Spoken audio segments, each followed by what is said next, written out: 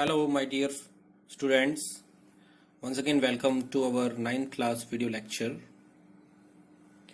We will continue our chapter number 4, which is climate. हमने पिछले video में पढ़ा था Coriolis forces के बारे में. Coriolis forces क्या होता है? Apparent force caused by the Earth's rotation. The Coriolis force is responsible for deflecting winds toward the right in the northern hemisphere and towards the left in the southern hemisphere. This is also known as Farrell's law. ये Farrell's law है. Farrell's law आप physics में भी पढ़ेंगे science के अंदर. तो ये Farrell's law कहता है कि नॉर्थर्न हेमिस्फीयर में ये विंड राइट साइड में मुड़ती है और साउथर्न हेमिस्फीयर में विंड्स लेफ्ट साइड में मुड़ती है. Let's continue. The pressure and wind conditions over India are unique. जो प्रेशर और विंड कंडीशंस है वो इंडिया में यूनिक है. During winter there is a high pressure area north of the Himalayas. Himalaya के नॉर्थ में हाई प्रेशर बनता है. Cold dry winds blow from this region to the low pressure area over the ocean to the south. जो यहाँ की ठंडी हवाएं होती हैं वो बहती हुई लो प्रेशर एरिया में जाती हैं जो समुद्र के पास में. In summer lower pressure area develop over interior Asia as well as over northern west Indian. Summer में क्या होता है, लो प्रेशर एरिया डेवलप होता है एशिया के अंदर में और यहां से ये नॉर्थ वेस्टर्न इंडिया की तरफ बहता है. This causes a complete reversal of direction of winds during summer. तो ये कंप्लीटली चेंज हो जाता है, रिवर्सल हो जाता है, उल्टा हो जाता है विंड्स का डायरेक्शन समर में. Air moves from the high pressure area over the southern Indian ocean. Air जो चलती है वो हाई प्रेशर एरिया से जो कि साउथर्न इंडियन ओशन की तरफ चलती है. In a southern easterly direction crosses the equator and turn right towards the lower pressure area. Air move करती है हाई प्रेशर एरिया से साउथर्न इंडिया की तरफ और यहां पर in southern easterly direction cross the equator. जब ये क्रॉस करती है इक्वेटर को और ये वापस से राइट साइड में मुड़ जाती है लो प्रेशर एरिया की तरफ और द इंडियन सब कॉन्टिनेंट की तरफ. These are known as the southwest monsoon winds. These winds blow over the warm ocean, gather moisture and bring widespread rainfall over the mainland of India. These winds blow over the warm ocean. ये गर्म ocean की तरफ से बहती हवा है और रास्ते में ये मॉइस्चर गैदरिंग कर लेती है और खूब बारिश करती है मेनलैंड ऑफ इंडिया में. The upper air circulation in the region is dominated by a westerly flow. जो ऊपर सर्कुलेशन चलता है उसमें ज्यादातर वेस्टर्ली फ्लो होता है. An important component of this flow is the jet stream. सबसे इम्पोर्टेंट एक और इम्पोर्टेंट कंपोनेंट है इसका jet stream. These jet streams are located approximately over 27 degree 30 degree north latitude. Therefore, they are known as subtropical westerly jet stream. These jet stream are located approximately over 27 degree से 30 degree north latitude. ये जो jet stream है ये 27 degree से 30 degree north latitude के बीच में है. Therefore, they are known as subtropical westerly jet stream. इसलिए इन्हें subtropical westerly jet stream भी कहा जाता है. Over India, these jet stream blow south of Himalayas. Jet stream पे भी क्वेश्चन बनता है आपका.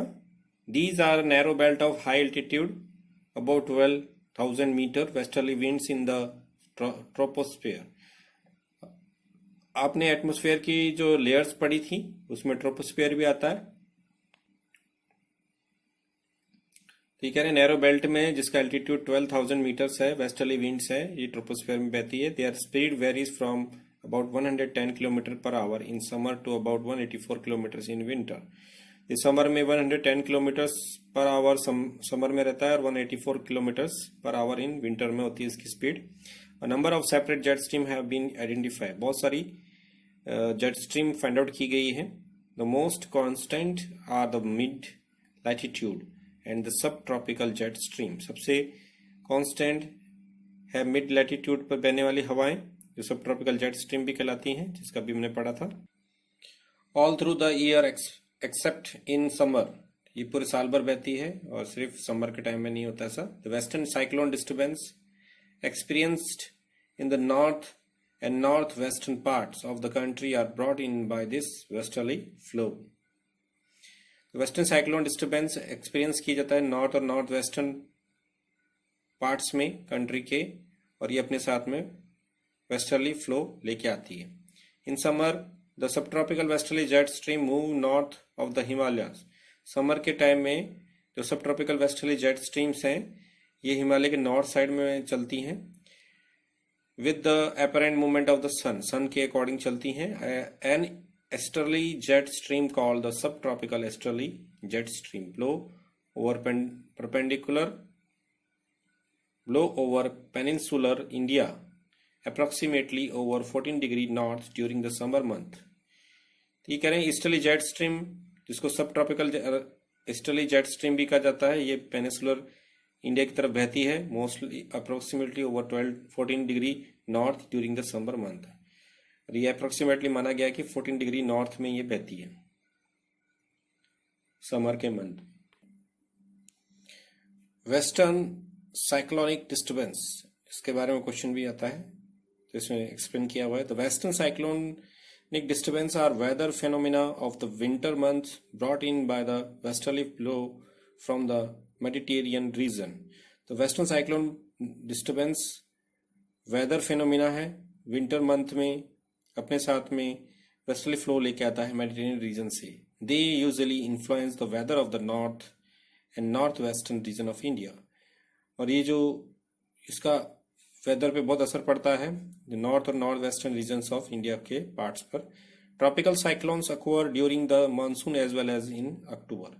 ट्रॉपिकल साइक्लोन्स मानसून में भी आते हैं और अक्टूबर के मंथ से लेकर नवंबर तक आते हैं। And are part of the easterly flow, और ये ईस्टर्ली फ्लो का पार्ट होता है। These disturbance affect the coastal region of the country. ये जो डिस्टर्बेंस है ये coastal region of the country को भी डिस्टर्ब करता है। हैव यू रीड और heard about the disaster causes by them on Orissa and Andhra Pradesh coast. क्या कभी आपने सुना है कि इससे बहुत बड़ा नुकसान होता है, बहुत बड़ी बाढ़ आती है उड़ीसा और आंध्र प्रदेश कोस्ट एरियाज में? तो इसे हमें न्यूज से भी पता चल सकता है और पुराने डाटास निकाल कर भी हम पता कर सकते हैं। द इंडियन मानसून, अब हम इंडियन मानसून के बारे में और ढंग से पढ़ते हैं। The climate of India is strongly influenced by the monsoon wind. Climate of India बहुत ज्यादा इस पर मानसून विंड्स का इफेक्ट पड़ता है। The sailor who came to India in historic times were one of the first to have notice the phenomenon of the monsoon. जो sailor थे, जो बोट में जाते थे, जो इंडिया में आए थे हिस्टोरिक टाइम में,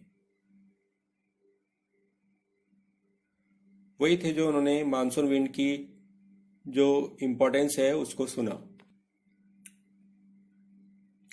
दे benefited from the reversal of the wind system. इनको फायदा मिलता है विंड के सिस्टम के उल्टे होने पर, रिवर्स होने पर। As they came by sailing ships at the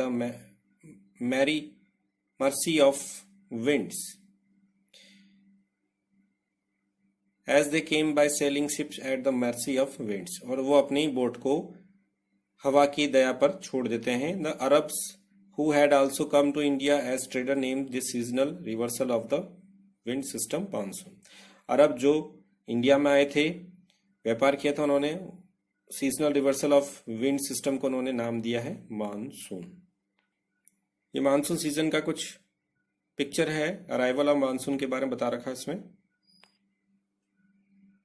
इस मैप में आपको वर्ल्ड मैप के थ्रू बता रखा है कि विंड डायरेक्शंस कैसे हैं।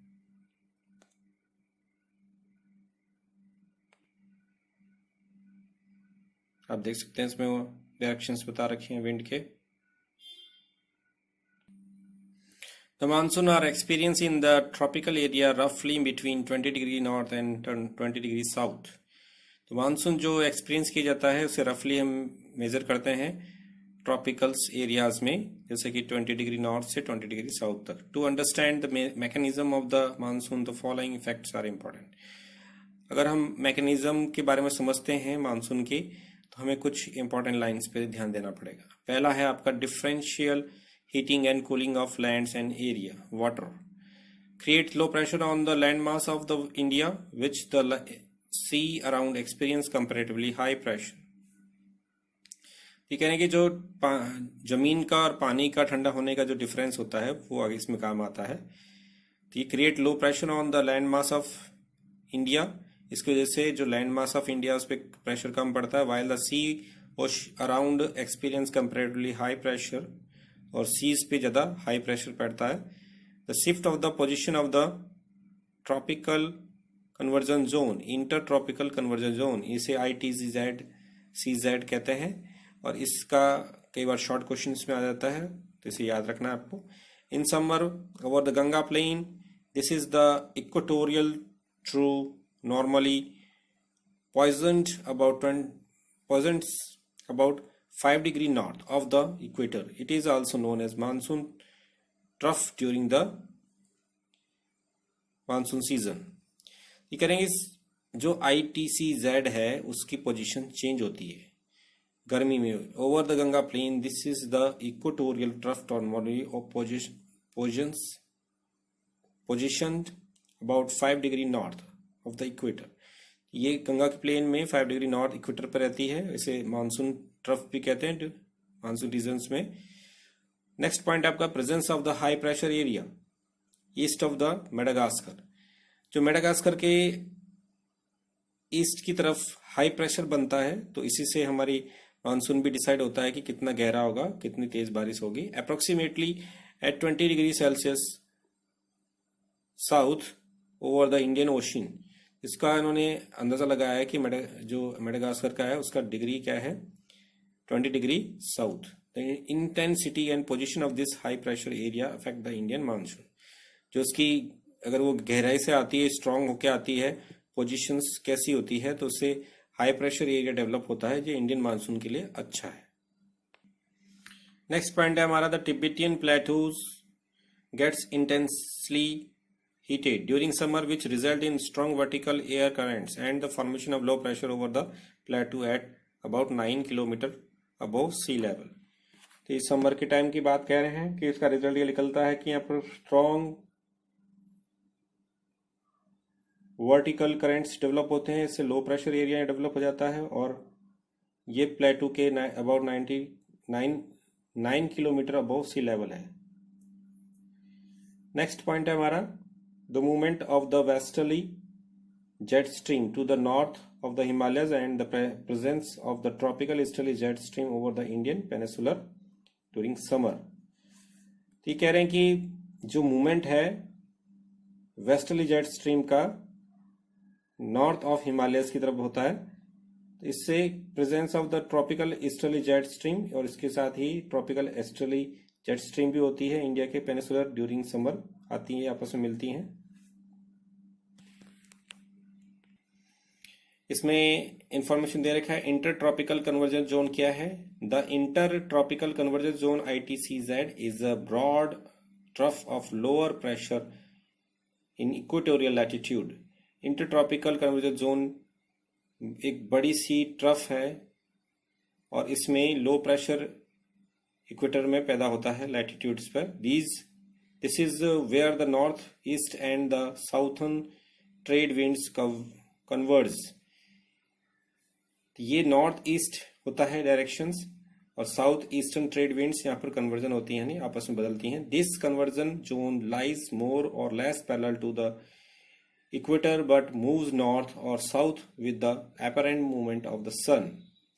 ये जो कन्वर्जन जोन होता है ये पैरेलल होता है इक्वेटर के, और ये मूव करता है नॉर्थ और नॉर्थ साउथ की तरफ, और सन के अकॉर्डिंग मूवमेंट करता है. Apart from this, it has also been noticed that change in the pressure condition over the southern ocean also affect the monsoon. इसके अलावा ये कह रहे हैं कि it has also been notice, इसे नोटिस किया गया है कि जो चेंज होता है प्रेशर कंडीशंस में, उससे southern ocean also effect monsoon, उससे साउथर्न ओशन भी मानसून विंड से इफेक्टेड होता है। Normally when the tropical eastern south Pacific ocean experience high pressure, तो ये नॉर्मली ये कह रहे हैं कि जो tropical eastern south Pacific ocean experience करता है वो हाई प्रेशर को एक्सपीरियंस करता है। The tropical eastern Indian ocean experience low pressure, और हमारा जो इंडियन ओशन है वो लो प्रेशर को फील करता है। But in certain years there is a reversal in the pressure condition and the eastern Pacific has lower pressure in comparison to the eastern Indian ocean. तो ये कह रहे हैं कि अभी प्रेजेंट में ऐसा हो रहा है कि ये रिवर्सल हो रहा है और प्रेशर कंडीशन ईस्टर्न पैसिफिक की तरफ बन रही हैं और लोअर प्रेशर में होती है comparison to eastern ocean, Indian ocean की comparative. So guys, we will continue to in our next video. Today I am going to wind up this video. I hope you all are happy and safe at your home. Also take care of healthy diet. You must do yoga regularly. Do exercise regularly and also enjoy your spare time. Discuss with your parents, learn new things. So students, I am going to wind up this video. God bless you and